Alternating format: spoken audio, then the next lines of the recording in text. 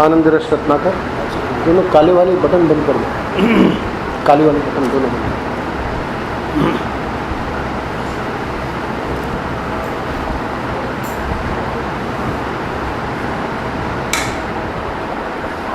चौदह अगस्त, आनंद रस रत्नाकर।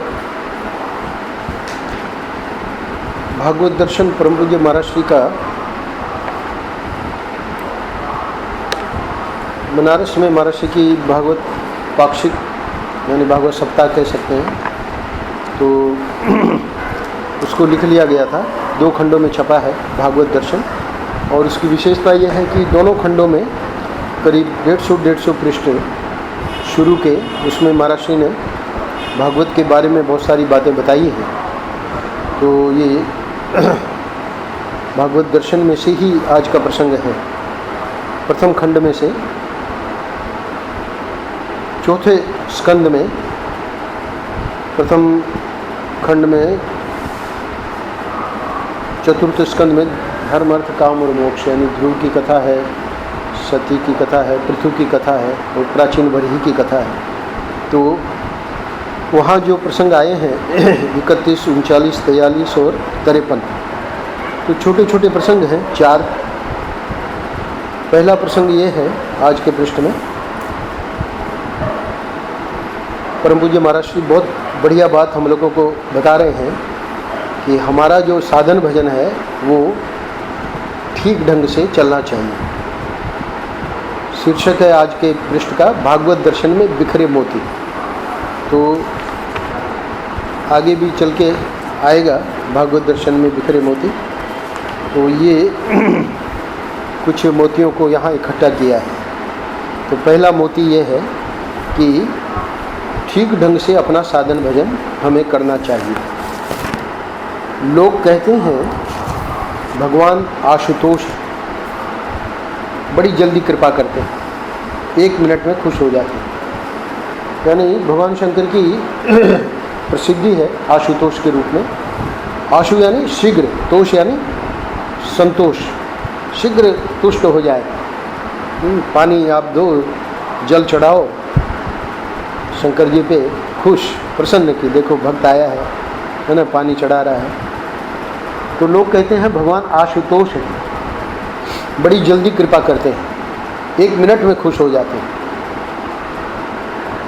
ये ठीक है शंकर जी के बारे में, पर महाराज जी कह रहे हैं कि लेकिन ऐसा सुनकर जो लोग भजन करने के लिए घर द्वार छोड़कर निकल पड़ते हैं, वे जब माला हाथ में उठाते हैं और आधी माला पूरी होते होते ये देखने लगते हैं कि अब भगवान आ रहे हैं या नहीं, तो नहीं आ रहे हैं, तो 5-7 माला फेरने तक भगवान जब नहीं आते तो उनके मन में निराशा हो जाती है। तो ये बात क्यों बता रहे हैं? तो महाराज जी कह रहे हैं कि इसलिए भगवान दुर्लभ हैं, ये बात भी मन में रहनी चाहिए। नहीं तो लोग उनको सुलभ करके सस्ता सौदा बना देते हैं। आशुतोष भगवान की महिमा है, उसमें कोई शंका नहीं है। और महाराज जी कह रहे हैं कि वो जो दुर्लभता है भगवान की, वो भी हमारे हृदय में ये रहनी चाहिए। ध्यान भक्ति कोई घास पात नहीं है कि कोई उसे हाथ से उठा कर दे दे। उसके लिए भजन साधन अभ्यास करना पड़ता है। अंत में कह रहे हैं कि जो चीज़ कायदे की होती है वह कायदे से ही मिलती है, अतएव मनुष्य को ठीक ढंग से अपना साधन भजन अनुष्ठान करना चाहिए। ये तो है पहला मोती। अच्छा, दूसरा मोती क्या है? दूसरे मोती में महाराज जी कह रहे हैं भगवान, ये जो ठाकुर जी हैं उनकी जो विशेषता है वो बता के और फिर बताएंगे कि भगवान को छोड़कर दूसरे से प्रेम करने वाले जो लोग हैं वे बावरे हैं। बावरे हैं मतलब पागल हैं। उनको अक्ल नहीं है। क्यों, ऐसी क्या बात है? भगवान को छोड़कर हम दूसरे से प्रेम करते हैं, उसमें गलती क्या है? तो सुनो, ऐसा वर्णन आता है कि अपने सेवक के लिए भगवान की आंखों से झरझर आंसू गिरते हैं।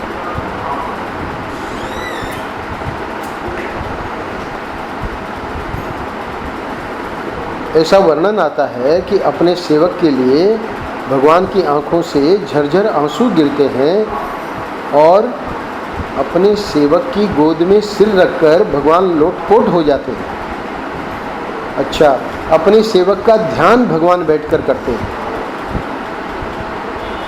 कहाँ कहाँ क्या क्या वर्णन आया है वो विस्तार में नहीं बता रहे महाराज श्री, पर हम लोग जब पुराणों में कथाएं वगैरह पढ़ेंगे तब ये सब बातें हमको पढ़ने को मिलेंगी। कैसे प्रभु जो है अपने सेवक के लिए, है ना, कितना व्याकुल रहते हैं, यहाँ तक कि सेवक का ध्यान भगवान बैठकर करते हैं। परम पूज्य महाराज कह रहे हैं कि वास्तव में भगवान ऐसा ही हो जो अपने सेवक के प्रेम को चाट जाए और अपना समग्र प्रेम अपने सेवक पर बरसा दे। 4-5 पंक्तियों में महाराज ने भगवान की जो प्रेम की, भगवान के प्रेम की महिमा वो बताकर और आगे कह रहे हैं कि ऐसा सुशील, ऐसा भक्तवत्सल, ऐसा उदार, ऐसा सौंदर्य माधुर्य सार और ऐसा गुण निधान भगवान और कहाँ मिलेगा? कुल मिला के अगर भगवान के गुणों का हम बताना चाहें तो भगवान क्या है? सुशील है, उनका शील जो है अनमेचेबल। ऐसा भक्तवत्सल है ना, भक्त का वत्सल, भक्तवत्सल क्यों कहते हैं भगवान को? जैसे गाय जो है वो अपने वत्स यानी अपने बछड़े का, है ना, जितनी गंदगी है, जैसे ही बछड़ा पैदा होता है अपनी जीभ से चाट लेती है, इसलिए वत्सम लाती, वत्स को चाट लेती है। ये गाय के लिए वत्सल शब्द प्रयोग हुआ है, वत्सला। तो भगवान भी जो है अपने जो भक्त हैं उसमें कोई दोष नहीं रहने देते, उनके भक्त के जो भी दोष हैं, दुर्गुण हैं, उनको चाट लेते हैं। इसीलिए ऊपर लिखा महाराज ने सेवक के प्रेम को चाट गया है ना। प्रेम को तो चाट ही लेते हैं पर ये दोष दुर्गुणों को भी चाट लेते हैं। भक्त वत्सल है, उदार, ऐसा उदार, ऐसा सौंदर्य माधुर्य, है ना। आखिर में लोग जो है भगवान को छोड़कर दूसरे से प्रेम करने वाले बावरे हैं। क्यों बावरे हैं? कि सौंदर्य माधुर्य के पीछे तो जा रहे हैं। तो सौंदर्य माधुर्य जो ठाकुर जी में है वो सौंदर्य माधुर्य संसार की किसी भी वस्तु में, है ना, किसी भी व्यक्ति में नहीं है, संभव ही नहीं है। क्योंकि सौंदर्य माधुर्य का खजाना ठाकुर जी है। जितना सौंदर्य माधुर्य हम और आप संसार में देखते हैं वो पूरा का पूरा उसकी जो सप्लाई है वो वहीं से आ रही है। तो इसलिए उसी से प्रेम करें ना, सौंदर्य माधुर्य का जो खजाना है ना, उसी से क्यों नहीं प्रेम करें। परम पूज्य महाराज जी का वाक्य, हमने ऐसी सुंदरता का दर्शन कर लिया है, महाराज जी को कृष्ण के दर्शन हुए थे, ऐसी सुंदरता का दर्शन कर लिया है कि अब संसार की कोई सुंदरता हमें आकर्षित नहीं कर सकती। इसीलिए परम पूज्य महाराज जी का ये दूसरे मोती का, 4 मोती है, दूसरे मोती का शीर्षक ही यही है कि भगवान को छोड़कर दूसरे से प्रेम करने वाले बावरे हैं। ऐसा सौंदर्य माधुर्य सार, ऐसा गुण निधान भगवान और कहाँ मिलेगा? यानी नहीं मिलेगा, संभव ही नहीं है ना, मिलना संभव ही नहीं। इसको छोड़कर जो लोग दूसरे से प्रेम करते हैं वे बावरे ही होते हैं, है ना। इसको छोड़कर जो लोग दूसरे से प्रेम करते हैं वे बावरे ही होते हैं। तीसरा मोती हम ले रहे हैं भागवत दर्शन में। आप पढ़ते जाएं, है ना, ऐसी ऐसी बातें अनेकों मिलेंगी। तो कुछ यहाँ संकलित की हैं। तीसरी बात में महाराज जी कह रहे हैं कि कभी कभी हम देखते हैं कि जो महापुरुष हैं, संत हैं या जो बड़े हैं हमसे, जिनके बारे में हमको ऐसा ख्याल है ना, इनको परमात्मा की प्राप्ति हो गई है, पर जब उनको देखते हैं कि वो क्रोध करते हैं, डांटते हैं, या है ना किसी कारण से उनका मूड खराब हो जाता है, तो फिर हम लोगों को समझ में नहीं आता है कि ये जिनको परमात्मा की प्राप्ति हो चुकी है वो ऐसा क्यों करते हैं। तो महाराज श्री उसको समझा रहे हैं, ध्यान से सुनिएगा। हितकारी क्रोध, ये शीर्षक है तीसरे मोती का। देखो, जो भगवान के मार्ग में चल रहा है उसको क्रोध आदि विकार नहीं आना चाहिए, क्योंकि वे आएंगे, क्रोध आदि विकार अगर उसके जीवन में आएंगे तो उसके भजन में बाधा पड़ जाएगी।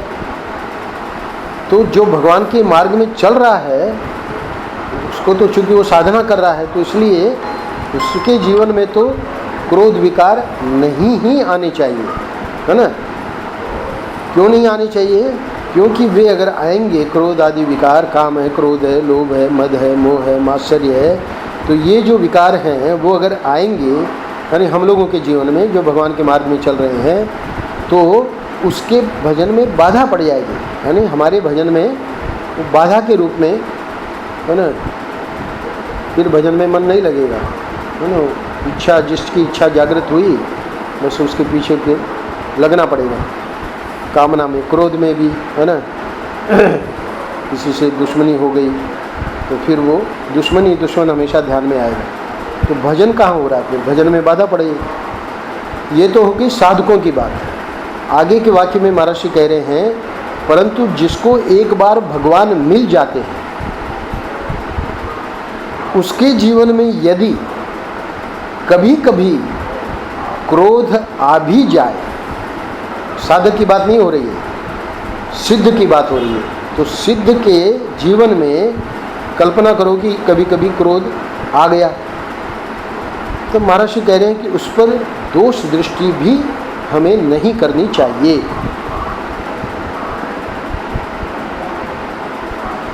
क्यों नहीं करनी चाहिए? आगे कारण बता रहे हैं। क्योंकि वे अब कोई साधक तो है नहीं। परम पूज्य महाराज जी किसके बारे में कह रहे हैं? एक बार भगवान जिसको मिल गए उसके बारे में कह रहे हैं। अब वे कोई साधक तो है नहीं, इसलिए साधक है नहीं इसका मतलब क्रोध करें, काम, क्रोध, लोभ, मोह, मद, मात्सर्य, इसका उनका मतलब कुछ भी अलाउ है? बोले नहीं। उनके जीवन में जो क्रोध आदि आते हैं, यदि आते हैं, तो उनमें भी ईश्वर की इच्छा रहती है। हम लोगों के हृदय में जब तक ये श्रद्धा नहीं होगी तब तक ये महाराज जी की बात हम नहीं समझ पाएंगे। क्यों? क्योंकि एक और तो हम ये कल्पना भी करते हैं, है ना, इस प्रकार का भाव भी करते हैं कि इनको भगवान की प्राप्ति हो गई, और दूसरी ओर हम जो हैं दोष दृष्टि भी करते हैं। ये हमारा बहुत बड़ा, हमारे जो आध्यात्मिक मार्ग में हम जो चल रहे हैं उसमें ये बहुत बड़ी बाधा है, बहुत बड़ा प्रतिबंध है। क्या? कि किसी को महापुरुष भी मानना और उसमें दोष दृष्टि भी करना। इसलिए परम पूज्य महाराज जी समझा रहे हैं कि उसके जीवन में यदि कभी कभी क्रोध आ भी जाए, है ना, तो उस पर दोष दृष्टि भी नहीं करनी चाहिए, क्योंकि वे अब कोई साधक तो है नहीं। इसलिए उनके जीवन में जो क्रोध आदि आते हैं उनमें भी ईश्वर की इच्छा रहती है और उनसे किसी न किसी की भलाई होती है।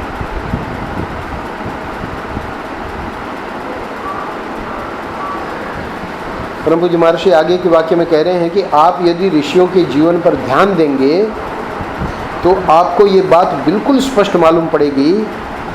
क्या? महात्मा लोग यहाँ तक कि क्रोध में शाप भी दे देते हैं। तो महात्मा लोग जो शाप दे दिया करते थे वह देखने में तो क्रोध ही मालूम पड़ता है, किंतु उस शाप में भी अनुग्रह ही रहता है, हित भरा रहता है। ये महाराज जी को बात बतानी है इस तीसरे मोती में कि जो महापुरुष हैं उनमें कभी हमें दोष दृष्टि नहीं करनी चाहिए। हम तो स्पष्ट कहते हैं कि या तो महापुरुष मानो ही नहीं, है ना, उनको क्यों हम संत माने। हम कह सकते हैं भाई ठीक है, वेशधारी है ना। अगर हम अपने हृदय में उनको संत मानते हैं, पहुँचे हुए मानते हैं, उनको परमात्मा का दर्शन हो गया है, अगर ऐसा मानते हैं तो फिर दोष दृष्टि होना ये बिल्कुल गलत है। फिर तो जो भी उनके जीवन में हो रहा है वो सब, है ना, ठाकुर जी की लीला है। इसलिए महाराज ने कहा कि उनके जीवन में जो क्रोध आदि आते हैं उनमें भी ईश्वर की इच्छा रहती है। चौथा और आखिरी आज का जो आज के पृष्ठ का 14 अगस्त का ये 4 मोती हमने यहाँ संकलित किए हैं भागवत दर्शन में से, तो ये भी बहुत हमारे काम का है। महाराज जी क्या कह रहे हैं, है तो बहुत ही छोटा। सदेवो यदेव कुरुते तदेव मंगलाय। इसका जो हिंदी में अर्थ है वो अंत में है, भगवान जो करते हैं उसी में हमारा बड़ा भारी मंगल होता है। सदेवो यदेव कुरुते, है ना, भगवान जो करते हैं तदेव मंगलाय, उसी में हमारा बड़ा भारी मंगल होता है। अच्छा, महर्षि की व्याख्या सुनिए। असल में हम भगवान के काम में तभी कोई दोष निकालते हैं जब उसको पूरी तरह से नहीं समझते। असल में हम भगवान के काम में तभी कोई दोष निकालते हैं जब उसको पूरी तरह से नहीं समझते। कैसे समझे पूरी तरह से? उसके लिए हमको गहराई में घुसना पड़ेगा। तो यदि उसकी गहराई में घुसे, भगवान ने हमको, है ना, कोई रोग दे दिया, बैठी है यहाँ रेणु, है ना, लोग आश्चर्य करेंगे कि डॉक्टर लोग तो आश्चर्य करते ही हैं, पर ये कोई महाराज जी की कम लीला नहीं है। इतने इस प्रकार के स्वास्थ्य में भी बस से आई दिल्ली से महाराज जी की आनंद जयंती मनाने। तो इस अस्वस्थता में तो हम तो इसको कार से भी कहेंगे कि मत जाना दिल्ली से, है ना, वृंदावन। पर देखिए क्या, यानी एक आत्मबल होना चाहिए ना। हम लोगों में जो कमी है वो है आत्मबल की। इसलिए ठाकुर जी ऐसे ऐसे नमूने रखते हैं, है ना, अपने जो भक्तों को हमारे बीच में रखते हैं कि हम लोगों को प्रेरणा मिले। हम तो थोड़ा सा बुखार आ जाएगा, जाके लेट जाएंगे, है ना, और व्यक्ति जो है किडनी काम नहीं कर रही है, तो फिर भी अपना उसका भागवत जब सप्ताह हुआ था देखना चाहिए था उसका उत्साह, है ना। उसकी माता जी बार बार कह रही थी कि तुम मत नाचो मत नाचो, और महाराज जी के सामने उसको रुका ही नहीं जाता था उससे, है ना। सहज उसका जो है भाव, तो इसमें उसकी प्रशंसा नहीं है, ये तो सद्गुरु की जो कृपा है ना। तो सद्गुरु की कृपा सभी भक्तों पर है। तो एक मैंने दृष्टांत दिया, मिथिलेश बैठी है यहाँ, एक से एक बढ़ के हैं लोग। तो यदि उसकी गहराई में घुसे, है ना, तो आज मिथिलेश इस बात को कह सकती है कि भाई वो जो घटना हमारे जीवन में घटी, महाराज जी ने संभाला और हमारा कितना बड़ा कल्याण हो गया, है ना। तो इसलिए अच्छा घटना घटेगी तब तो नहीं समझ में आएगा। तो इसलिए महाराज जी कह रहे हैं कि असल में हम भगवान के काम में तभी कोई दोष निकालते हैं जब उसको पूरी तरह से नहीं समझते। पति का वियोग होना, है ना, इतनी कम उम्र में, तो ये तो कोई साधारण बात नहीं है। महाराज जी ने संभाला, और इसको क्या पता था कि महाराज जी अपने शरण में लेके हमको ठाकुर जी की ओर लगा देंगे, इसको उस समय थोड़ी पता था। तो इसलिए महाराज जी कह रहे हैं कि उस समय तो ऐसा ही लगेगा कि ठाकुर जी ने बहुत बड़ा अन्याय किया हमारे साथ, पर नहीं।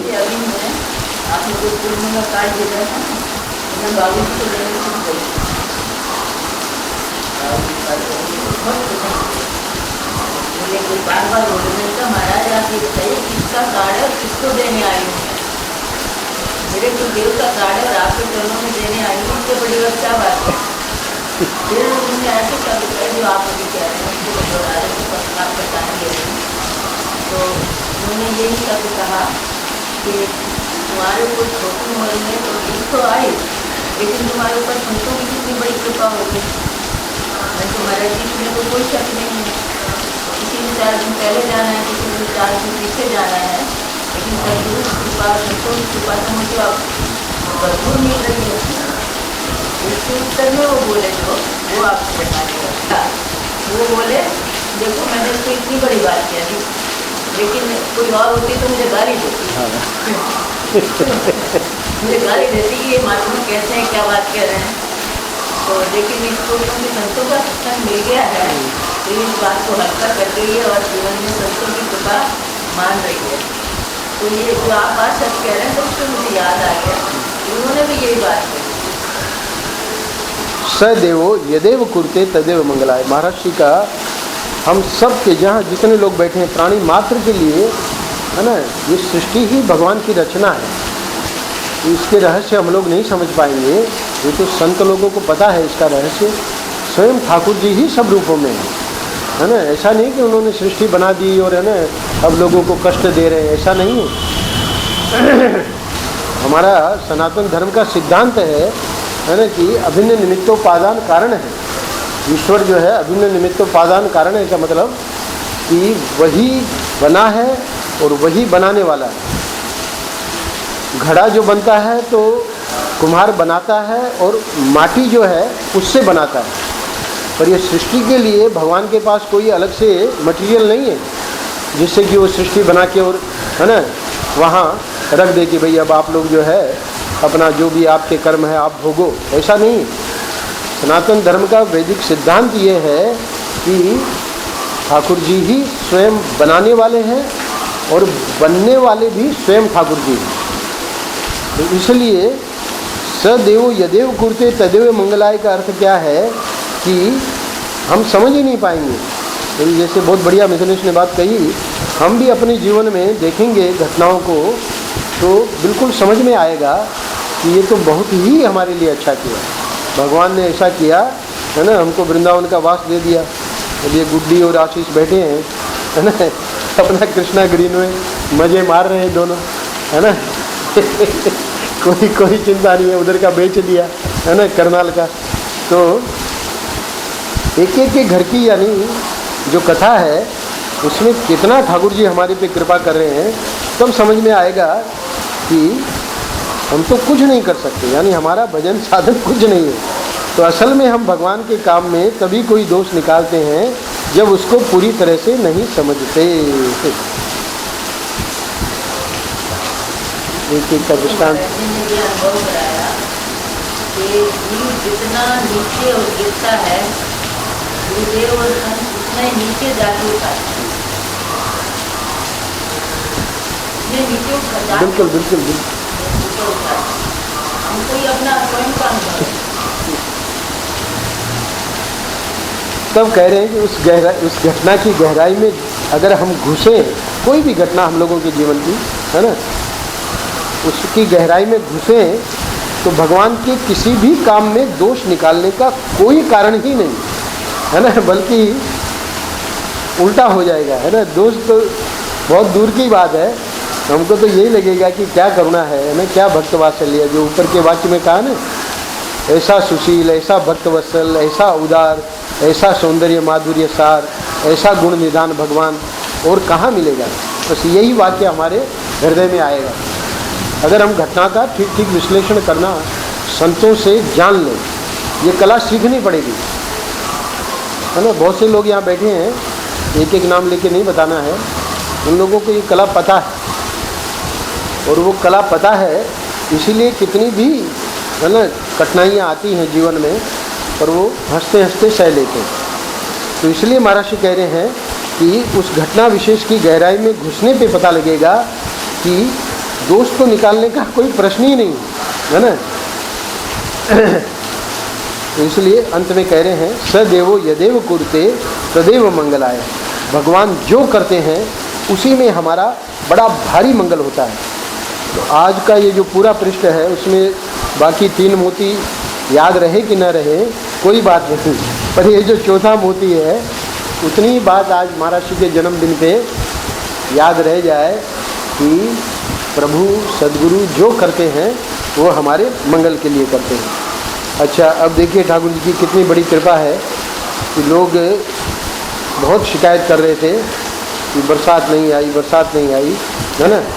आज सुबह हम कह रहे थे, हमको जो गोपालगढ़ से लाए हमारे सारथी हैं साहिब सिंह, तो हम उस सारथी को कह रहे थे कि देखो परम पूज्य महाराज श्री का अमृत महोत्सव मनाया गया। आज 104वां जन्मदिन है उनका, 75वां जन्मदिन यहाँ जो मनाया गया है ना, आज से 29 साल पहले की बात कर रहा हूँ। तो महीना था सितंबर का, अभी अगस्त है, आज हुआ है 14 अगस्त, है ना। वो जो कार्यक्रम था महाराज जी का 7 दिन का, उसकी तारीखें थी सितंबर के अंत में, 23, 24, 25, 26, 27 सितंबर तक उस वर्ष वर्षा नहीं आई। और अमृत महोत्सव में जब प्रवचन चल रहा था, है ना, संतों के प्रवचन चल रहे थे, अंत में महाराज जी बोलते थे इतनी वर्षा हुई, इतनी वर्षा हुई, इतनी वर्षा हुई कि मोती झील भर गई। तो सुबह ही वो चर्चा कर रहा था हमारा सारथी कि आज लगता है बरसात आएगी। तो हमने उसको सुनाया कि अमृत महोत्सव में बरसात हुई थी, है ना। तो महाराज जी ने क्यों बरसात की? ताकि यहाँ बैठ के सत्संग करो, हैं, जाना कोई बात नहीं, सत्संग तो सत्संग है ना।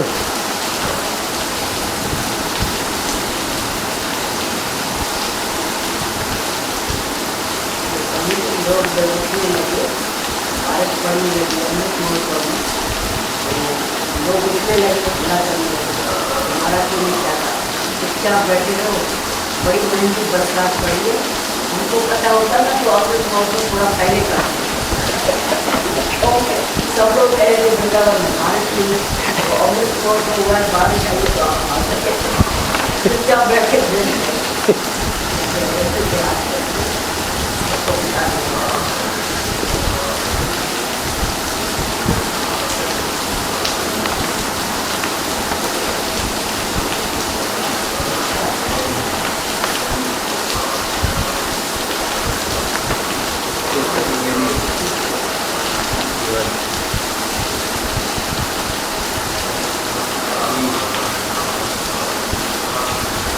आज आनंद जयंती है।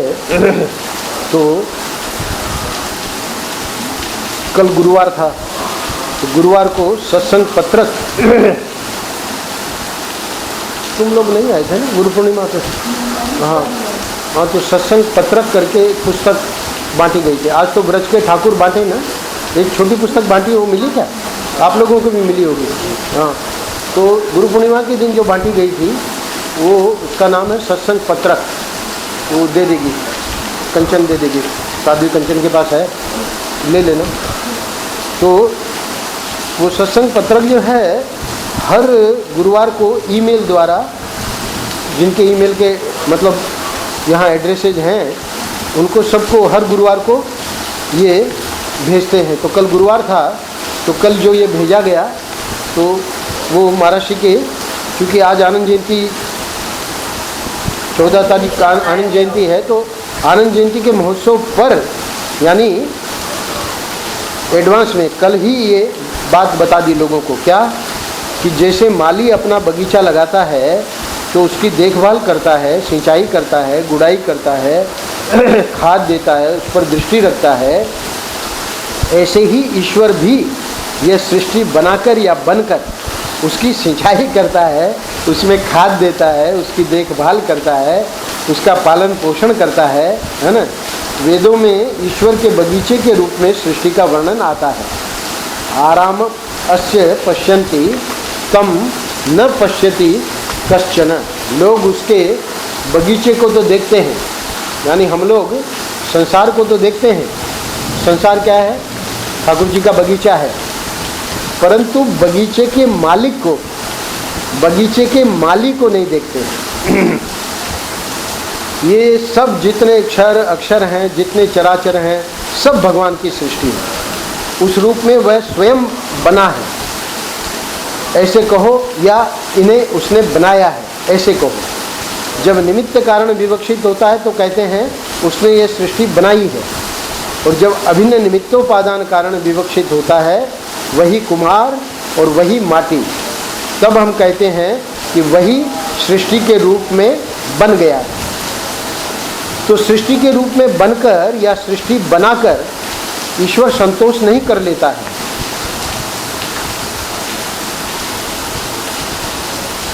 सृष्टि के रूप में बन गया या बना दी और फिर अपना संतोष हो गया, ऐसे नहीं चलेगा। क्यों? वह सृष्टि की देखभाल करता है, और वह देखभाल क्या है कि अचल रूप से अपने स्थान पर रहते हुए भी, ठाकुर जी अचल रूप से है ना, ब्रह्म रूप से अपने स्थान पर रहते हुए भी चल रूप से सृष्टि में प्रकट होता है।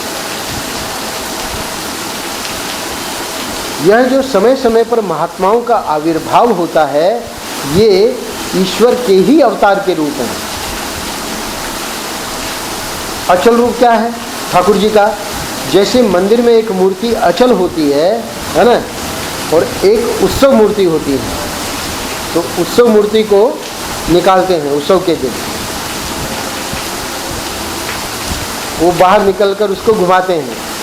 तो ऐसे ईश्वर एक रूप से अचल रहता है, और दूसरी ओर है ना महात्माओं के रूप में स्थान स्थान पर समय समय पर भिन्न भिन्न रूप में प्रकट होता है।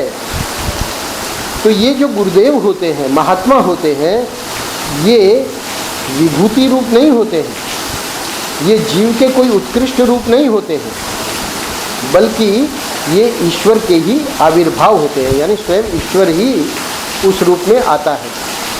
ये आविर्भाव परिस्थितियों के अनुसार भी होते हैं, माने देश काल जाति के अनुसार और मानव की जैसी मनस्थिति होती है उसके अनुसार भिन्न भिन्न प्रकार से भगवान का प्राकट्य होता है।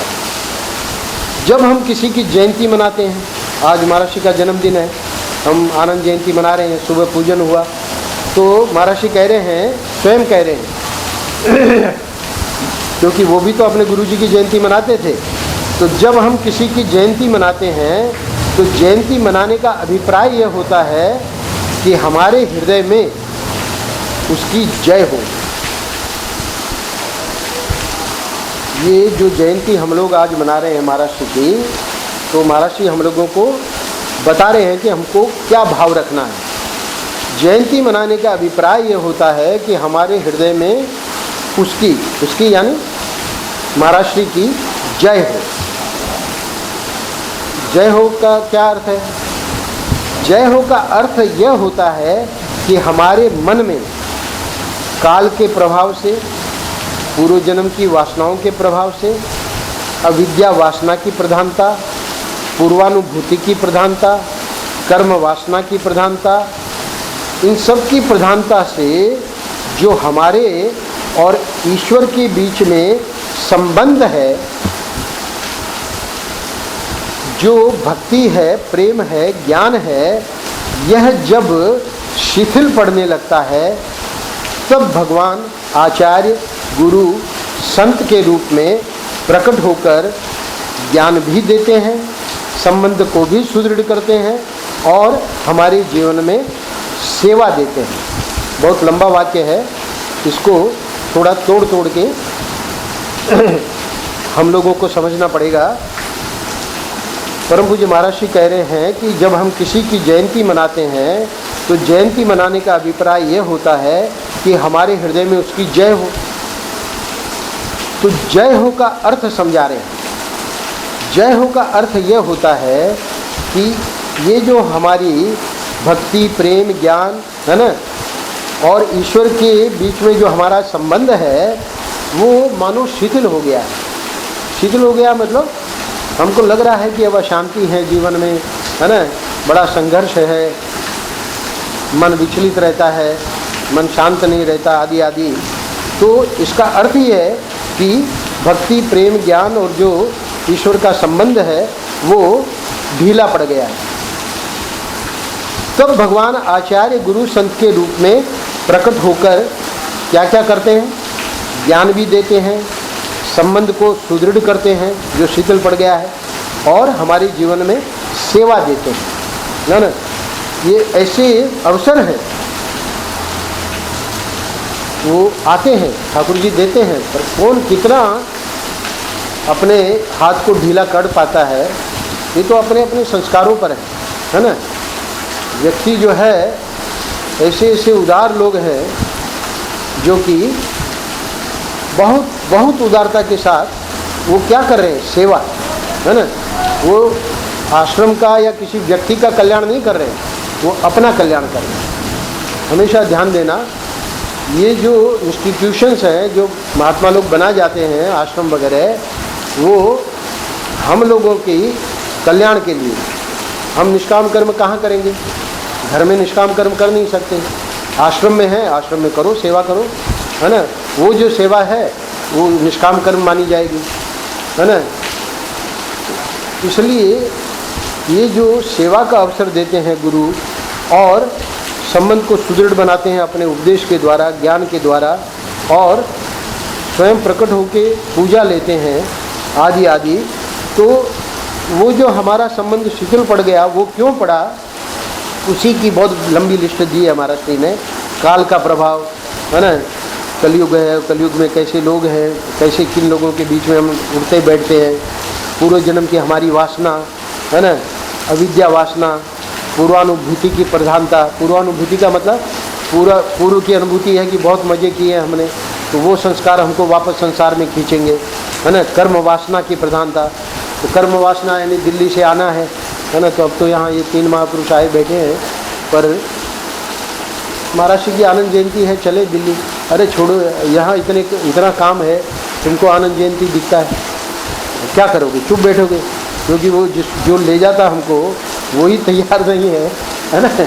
तो इसलिए कर्म वासना जो है व्यक्ति की, कर्म वासना हमको आगे बढ़ने नहीं देती। तो ये पूरी लिस्ट महाराज ने बता दी। इसी के कारण हमारा ईश्वर के बीच हमारा संबंध शिथिल पड़ रहा है। हमारी भक्ति, प्रेम और ज्ञान जो है वो लगता है कि अब उसमें कोई दम नहीं है, पर नहीं। ऊपर बताया ना महाराज ने कि भगवान जो है सृष्टि बनाकर संतोष नहीं कर लेता कि चलो हमने सृष्टि बना दी, आगे सृष्टि की देखभाल करता है। और वो देखभाल क्या करता है? ऐसे महापुरुषों का जो अवतार है, वही ईश्वर की कृपा हमारे ऊपर है ना, कि आज हम बैठ के और ये सत्संग कर रहे हैं। तो नारायण किसी भी आचार्य, गुरु, महात्मा की जयंती मनाने का अभिप्राय यह होता है कि साधन साध्य सहित वे हमारे हृदय में प्रकट हो।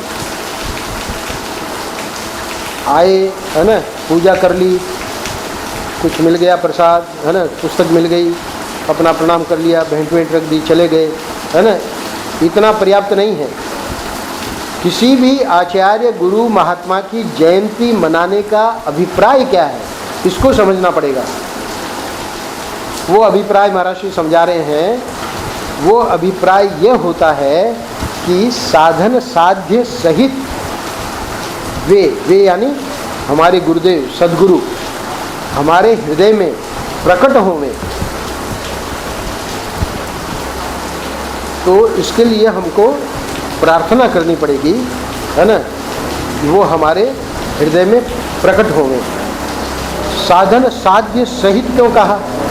क्योंकि साधन में हम कमज़ोर पड़ रहे हैं। तो वो जब हमारे हृदय में प्रकट होंगे तो उनकी शक्ति हमें प्राप्त होगी। और साध्य यानी हमारा लक्ष्य यानी ईश्वर। तो उसी के बारे में तो महाराज ने कहा कि वो जो ईश्वर के बीच हमारा जो संबंध है वो शिथिल पड़ गया है। तो साधन साध्य सहित ही सद्गुरु आएंगे हमारे हृदय में।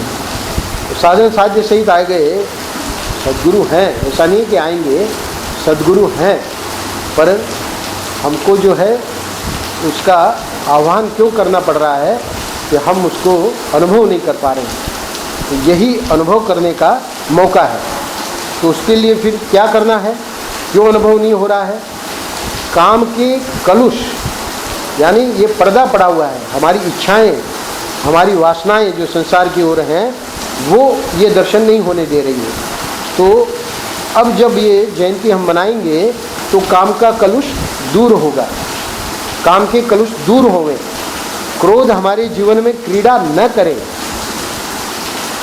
पड़ा हुआ है क्रोध, है ना कहीं अपने दिमाग में, व्यक्ति विशेष के लिए, है ना, वो हमको बिल्कुल पसंद नहीं है और वो हमको बहुत कष्ट देता है, तो हमारे हृदय में भी लगता है कि है ना उसका नाश हो जाए।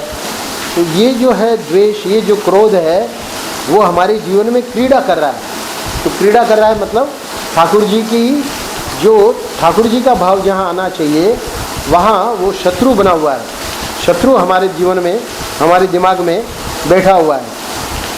चलो शत्रु नहीं है किसी व्यक्ति विशेष के जीवन में, तो दूसरी कठिनाइयाँ हैं क्या, लोभ, तृष्णा, है ना।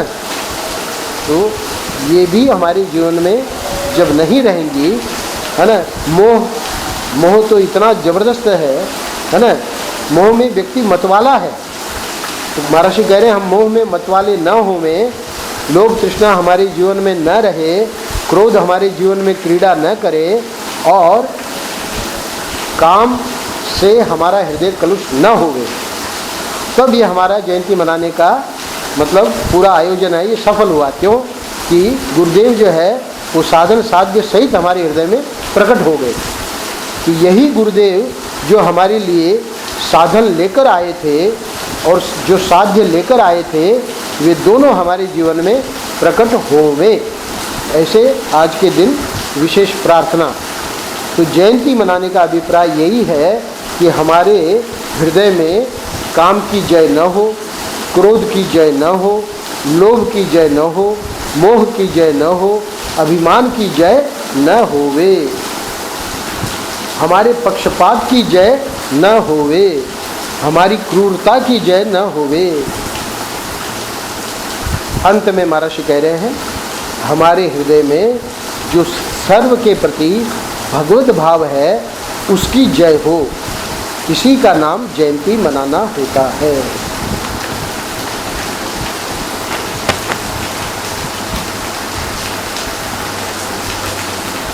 महाराज